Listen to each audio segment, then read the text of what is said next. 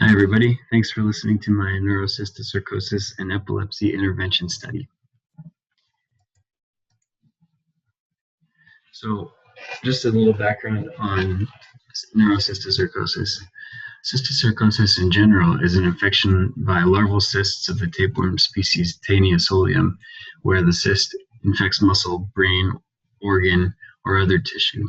Neurocysticercosis, however, the more serious form, it's where the cysts infect the brain or spinal cord, the central nervous system tissue. And this is linked to being one of the leading causes of adult onset epilepsy throughout the world. And this is caused by the ingestion of tapeworm eggs that have been excreted from somebody who's infected with a GI tapeworm, which is called taeniasis. It's classified as one of 5 neglected parasitic infections by the CDC in the US. So there's the recognition that more research needs to be done in this area. Neurocysticercosis is relatively uncommon in the US, but numbers are estimated to be growing. And cases that we do see are typically linked to the food service industry, where somebody who is infected with taeniasis, a GI tapeworm, doesn't wash their hands properly prior to or during preparation of food, and then somebody who eats the food becomes infected. It's also been associated with immigrant populations in recent years in the US. In the Southwest, it's been estimated that 10% of emergency room visits for seizures are due to that individual having neurocysticercosis. That said, neurocysticercosis is much more common in the developing world, where tapeworm infections are endemic. It has been estimated that 2.5 million people in the developing world have taeniasis, and then many more than that are expected to have neurocysticercosis. It is a preventable disease.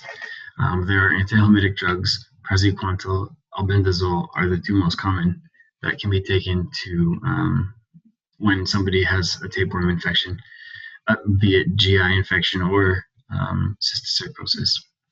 Surgery is also an option, but you can also help prevent infection by frequently washing your hands, especially after going to the bathroom, washing and peeling raw produce, and when traveling, especially in countries where tapeworm infections are endemic, don't drink any random water. Stick to bottled water, boiled water, sanitized, disinfected water. Also, unlike diseases such as malaria, where you can take a prophylactic pill before you travel to that area, nothing like that exists yet for tapeworm infections. So that's another lacking area of research. Now, this is a costly disease, but it's not as bad as some, like diabetes or malaria. Lots and lots of resources are spent on those annually. But there have been 5 studies that looked at the economics associated with neurocysticercosis and cysticercosis in general in Mexico, Cameroon, the countries you see on the slide. And they've estimated that in those countries, between 11 and 35 million US dollars are lost annually due to livestock, agriculture care, healthcare, etc. Now, in addition to the risk factors for getting neurocysticercosis itself is a risk factor for epilepsy. 11 studies have looked at this link between neurocysticercosis and epilepsy in Africa, and they found that there was an overall odds ratio of 3.4 for an individual developing leprosy when they have neurocysticercosis. Similar studies in Latin America have found an overall odds ratio of 2.8 for someone who has neurocysticercosis developing leprosy. Additionally, they've estimated that of the people with epilepsy in Latin America, about 1/3 of them have tested positive for neurocysticercosis. That's quite a lot. Now, there have been previous intervention studies that have investigated whether antihelmintic drugs like albendazole are better able to reduce the number of cysts or seizures compared to corticosteroids or placebos in individuals who have neurocystic sarcosis. So Caripo et al. In 2008 did this with with albendazole and a placebo. And then I found some meta-analyses that looked at compilations of various intervention studies comparing these differences as well.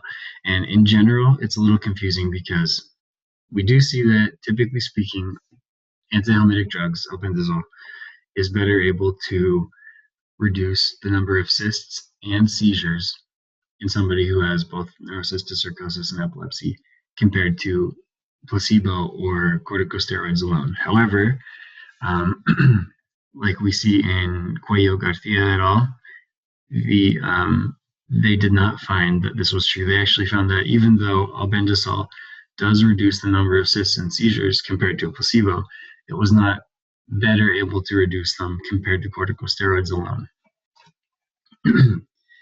Now, most of these studies that I've looked at, they all had small sample sizes, so that's something to consider. And I argue that these kinds of studies aren't really taking into consideration natural inherent biological information that, like ancestry, that exists of the participants. So the objective of this proposed intervention study, the purpose is to, one, determine if combination treatment of antihelmintic drugs such as albendazole and praziquantel coupled with prednisone is more successful at reducing the number of seizures and cysts compared to prednisone alone. And two, to determine if prolonged exposure, 4 weeks, to the antihelmintic drugs is more successful at reducing seizure and cyst number compared to just 1 week of drug therapy. Now, I should also mention that prednisone is a corticosteroid that is used to treat the symptoms of neurocystic sarcosis, not necessarily the actual number of cysts.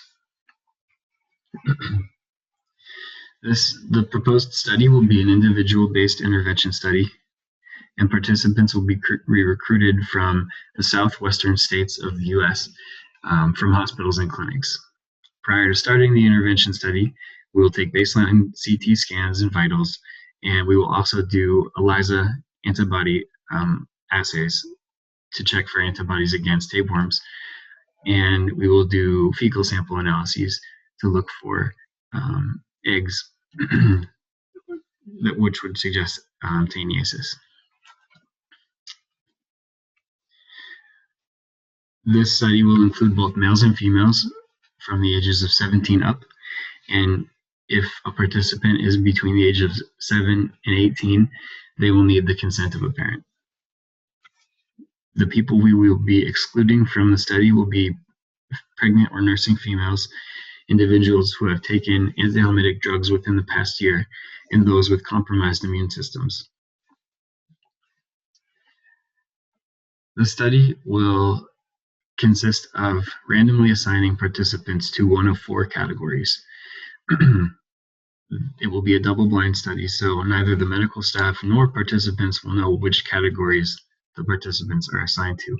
And those categories are the 1-week intervention category and the 4-week intervention category, where patients or participants will receive a combination of 400 milligrams albendazole and 400 milligrams praziquantel for 1 week and 4 weeks, respectively. And then, of course, we have the respective placebo categories, where participants get a placebo for 1 week or 4 weeks. All categories, however, will receive prednisone, the corticosteroid, for treatment of symptoms. Medication will be delivered in pill form and will be taken with water in front of one of the medical facility staff. And we will redo CT scans and blood tests and stool samples at each recheck, at 1 week, 1 month, 6 months, and 12 months. And we will look for differences in cyst and seizure number and document and to try to evaluate the efficacy of each treatment being done. Previous intervention studies that I have looked at used sample sizes of 1 to 200. I did find one from 2008, Caripo et al., that used 270 individuals. They estimated that this was the sample size they needed to achieve 90% power to detect response rate difference of 18% or more between the groups that they used. However, because we have a large area we are sampling from, many hospitals and clinics participating, we expect to at least double that. So we hope to get 400 to 800 participants at very minimum. And of course, at the end of the study, those who are on placebo, they'll have the option to take the antihelmintic drug therapy. We estimate that it will take about a year to complete the trials, and then another 6 months for analyzing results, drafting a manuscript, and submitting to a journal. We also expect that the 4-week intervention group will demonstrate the greatest reduction in the number of cysts and seizures in participants, and the 1-week placebo group will have the smallest to no effect. Some of the strengths that I see with this study are that it's the first intervention study to couple steroids and a combination antihelmintic drug therapy, as well as have that time component of the 1 week versus the 4 week in an intervention study. It's also the first intervention study that includes both adults and children in the same investigation for neurocysticercosis and epilepsy, and it's the first U.S.-specific intervention study for neurocysticercosis and epilepsy. So there's a lot of new information that we could gain from this.